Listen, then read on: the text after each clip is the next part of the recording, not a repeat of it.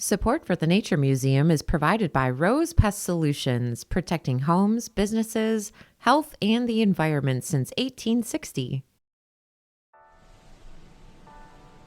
Hi everyone, and welcome to Curious by Nature. Today we're going to learn about some endangered and extinct species using the Nature Museum's own collections. The Chicago Academy of Sciences holds over 390,000 items in our collection, with some natural history specimens dating back to the early 1800s. We're going to join Don Roberts, the Senior Director of Collections at our collections facility. Don, what have you got for us today? Thank you, Erin, and welcome everyone to the Chicago Academy of Sciences storage facility here in Chicago's Ravenswood neighborhood. My name is Don Roberts, and I take care of all of our scientific collections and archives at the Nature Museum. Today, as we take a look at specimens in the Academy's collections, we're going to explore a few species that have been both positively and adversely impacted by people. First, we're going to take a look at a species that's gone extinct as a result of human behavior. Next, we'll look at an endangered species that again has been harmed by human activity, but that is also being helped by human intervention to protect the species population. Lastly, we'll look at a conservation success story, a species that saw dramatic changes in its population in the 1960s and 70s, but that today has a healthy population thanks to the help of humans. So we've got a lot to see today. Let's go take a look at the collection. So first, we're going to take a look at an extinct species of butterfly called the Xerces blue. Now, this little tiny butterfly was endemic to the western side of the United States in the San Francisco Bay Area. And we only have one specimen of this extinct species in our collection, but we have other specimens of the same genera, Glaucopsyche. Some of them which have even been found here in Illinois. So we can take a look at some related species to the Xerces blue. The Xerces blue butterfly is this tiny little butterfly, only an inch across at its wings, with colors ranging from blues to soft browns. It lived in the San Francisco Bay Area of California, but is now extinct. It went extinct in the early 1940s and is one of the first butterfly species to go extinct from loss of habitat due to urban development. As people moved into the area, the plants the Xerces needed, the yellow-bushed lupin and deerweed, became more scarce.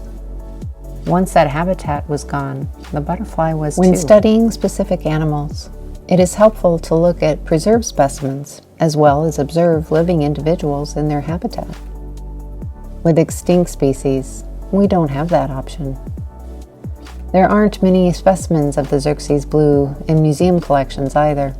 Looking at species that are closely related to one that has gone extinct can help us understand how that species lived. The Xerces blue was related to the silvery blues, Glaucopsyche lygdamus. Silvery blues are found across North America, even up into Canada and Alaska.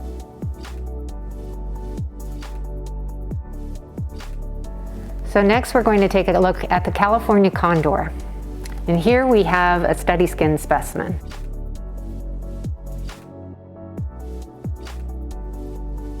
California condors are the largest land bird in North America. They have wingspans of 3 meters, over 9 feet. Condors are currently listed as critically endangered. These massive birds almost went extinct in the 20th century, largely due to human activities. Habitat destruction and poaching were among the things harming condor populations, but the major cause of death was lead poisoning and other chemical pollutants being put into the environment. Condors are vultures, and like other vultures, they're scavengers. They soar high up in the sky, looking for large dead animals to feed on. Condors were ingesting lead shot left in animal carcasses. And lead is toxic, and this chemical accumulated in individual birds, causing their death. By the 1960s and 70s, the condor population had plummeted and was listed as federally endangered. It was actually one of the first species to be listed through the Endangered Species Act. Their population continued to decline, and biologists determined that the species had so few individuals left that they would likely go extinct. The U.S. federal government led a plan to capture the remaining 27 wild condors in the 1980s and to initiate a captive breeding program. The U.S. Fish and Wildlife Service leads the California Condor Recovery Program, working with many federal and state agencies as well as zoos. The breeding program has been slow. Condors can live for a long time, 50 to 60 years, and only have one egg at a time. But starting in 1991, condors started to be released back into the wild, and now there are populations in California and Arizona. As of 2019, there are 518 individuals in the wild and in captivity. The condors that are released into the wild are closely monitored, and scientists even conduct blood tests to test for lead levels. Sick individuals are brought back into a facility where doctors can chelate their blood to remove the metals. All right, finally, we're going to take a look at the eastern bluebird.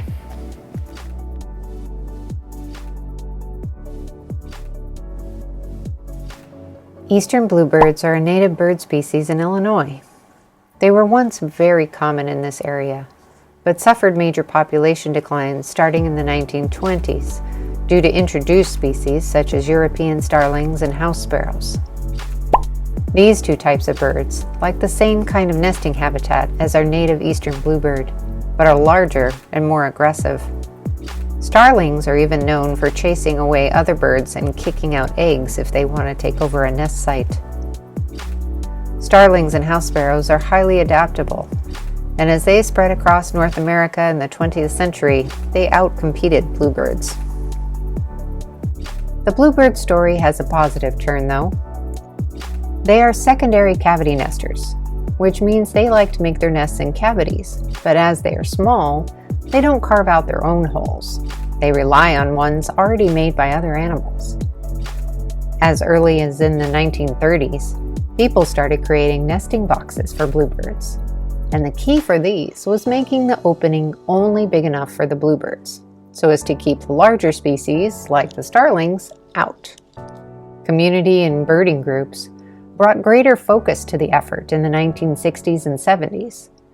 And now there are regular conservation groups that monitor bluebird populations.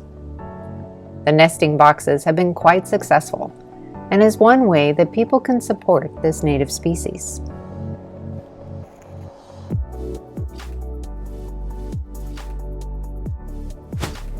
So as we've learned today, humans like you and me have a very important role to play in taking care of the planet and all the other species that call Earth home. Our actions can both help and hurt the species around us, which is why we all need to learn to be helpful stewards of our environment. The species we learned about today are just a few of the many species that are in need of support, and there are so many ways that you can help with small actions at home.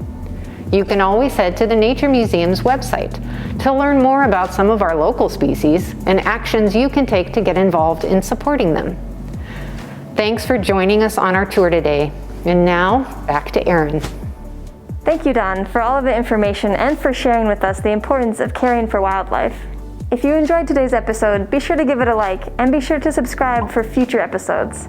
Don't forget, you can leave any questions on our collections in the comments below. And you can also help care for these collections by making a donation at naturemuseum.org. Thanks again for joining us today, and we'll see you here next time on Curious by Nature.